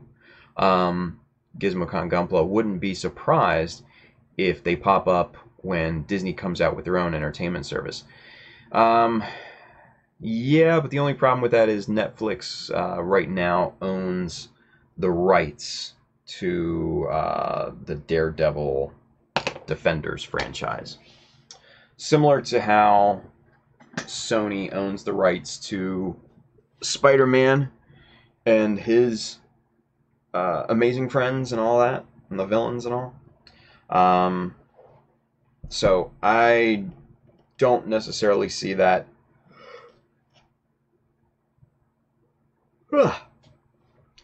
deal going away anytime soon, unfortunately. So it is what it is. Let's see. Carlo Castro is with us. He says, I may have missed this, but will you stream the painting part? Probably not the actual process of painting. More like the taping and masking and stuff like that. Just because painting itself is just boring to watch, I think. So, probably not the actual process of painting. Bailey says, Netflix is having enough success with their own programming now. I agree. Carlo Castro, I would want Heroes for Hire to happen. Me too. Carlo Castro also says, but Luke Cage ending of Season 2 doesn't transition to that. Yeah.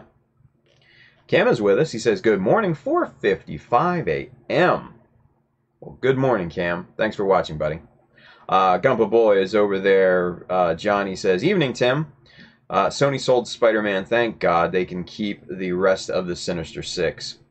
Sony, from what I understand, still has the rights to Spider-Man, even though that they're working with Marvel to create Spider-Man movies. They're still branded as Sony, but yeah, Marvel's basically at the helms, just making them money, which I think is a good deal because they get to use Spider-Man in the MCU, but it is what it is. So. Roomblade265's Timmy Wynn over there on Twitch says, have you seen Daredevil Season 3 yet? Yes, I have. It was very good. I enjoyed it. I liked Dex. He was a good character. It was overall a really good season. I wish the suit was more in the season, but you know, the old school black attire is not bad. It's not bad at all. Gamer Bud, Marvel Netflix did say that even though Iron Fist is canceled, that it is not the last we have seen of Danny Rand, so that is why I mentioned them being in a cameo on other shows. Yeah, they can still definitely use the character because Netflix has the rights to Iron Fist and all that good stuff. So, as long as they continue Daredevil, Jessica Jones, Punisher, then there's always a chance to see Luke Cage and Iron Fist. So, but we'll see, right? Time will tell. Carlo Castro says, "LO, yeah, it is boring, the painting process." Let's see. Carlo Castro says, "What's good if there is a transition to the Disney service? Spider can do cameo now." That's a good question. I don't think they would use Spider-Man, live action Tom Holland Spider-Man in anything on a streaming service or shows or anything like that. I think they hold the big characters to, the movies, the tentpole, Avengers, their standalone movies, stuff like that, just to rake in the money. GamerBud, I watched all of season 3 and it was amazing. Also, why I was not here on Friday night? I don't know. Why weren't you here on Friday night? Roomblade265, Jimmy Wynn over there on Twitch, says, I'm on episode 7 right now. The prison scene was amazing. 11-minute action sequence with no cuts. I know, right? So this one-shot fight scene in the prison where Matt Murdock is basically fighting his way out of a prison. They did this all in one take. It was great. It was great. So, RF Aurora. Spoilers! No, I'm not going to give spoilers away. Just the fact that we're talking about a generic fight scene, that's not really spoilers. GamerBud says, meant that was why I was not here on Friday. Oh, I got you. Bailey. Yeah, no spoilers. Yeah, no, we won't give spoilers. So, good stuff there. Ooh, look at that. It's already midnight, you guys. And with me being as tired as I am, this is where we end things tonight. So, Friday. Chances are Friday there's not going to be a stream.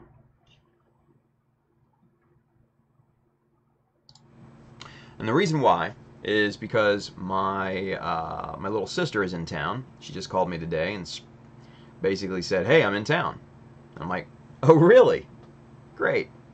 She wants to get together with us for dinner, and Friday's the only night that she can. So, chances are there's not going to be a stream on Friday.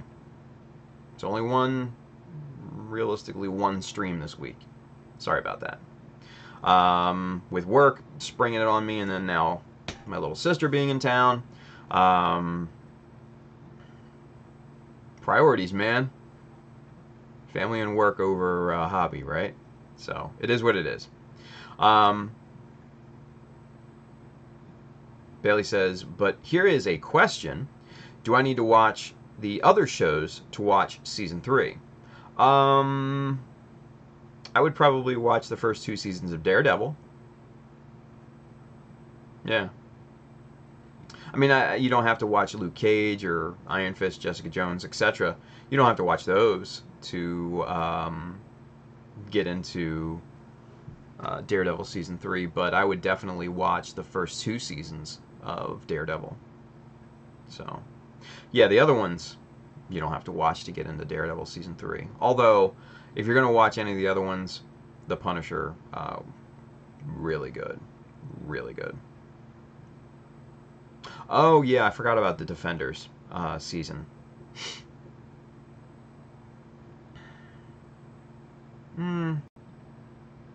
Technically, you could probably catch up on the Defenders stuff at the beginning of season 3. Because they usually had like a past season montage of, you know, what had previously happened. You know, like on most shows. Previously. So, you could probably get away with that. There might be some things that you just don't get, but few and far between. Few and far between. So, there we go.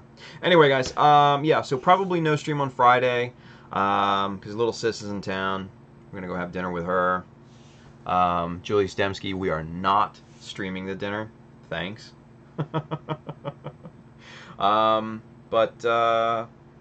Yeah, so we'll see. We'll see. I don't know if that's set in stone yet or not. Chances are we could end up early, and I could get back in time to have the stream. I don't know, but chances are also equally there that there's not going to be a stream. What are you going to do? So, anyway, guys, let's get a few things knocked out. If you want one of these, I don't want to touch it with my oily plasticine hands right now. But if you want one of these awesome Gundam Skull t-shirts, hit up chadamecha.com and hit the store up at the top. That's where you can find them. They're pretty awesome. We got hats of that too. You see me wear the hat. It's pretty cool. SEGMC, I'll be there on November 10th. I know Julia Stemsky's going to be there. I know a few other people are going to be there. You should probably be there. It's a fun time. It's good. It's very, very good. Let's see. Also, the tools and stuff that I use, didn't really use many of them tonight, but you can find that on the Amazon link below or the Amazon link over here on Facebook. And let's see. Also, win that model. Donate to the Gunpla Talk fundraiser / giveaway, collecting money for the National Alopecia Areata Foundation. The cutoff is the 31st, so you only have a few more days. If you haven't entered, now's the time to enter. We've got the Perfect Grade Ashtray Red Frame. We've got 6 little mini busts from Win, Mr. Paint Pusher. We've got 3 limited editions from our good friend Thurno Hobbies and Games. Bailey says the silicone brushes are on there. Oh yeah, they are. Forgot about that. Good call. So these little guys are on there. Enter. Go to GoFundMe / Gunplatalk. GoFundMe.com / Gunplatalk to enter. Donate some money. Do something good with your life. Anyway. Man, I am frazzled, I am tired, and I am ready for bed. So, without any further ado, guys, if I don't see you until next week, have an awesome weekend. And if I do see you on Friday, then we'll pick up where we left off. Hopefully I'll have a lot more bass done, because it's all about that bass. About that bass. Anyway, alright guys, Good night. Stay safe. Build something cool. We'll see you next time.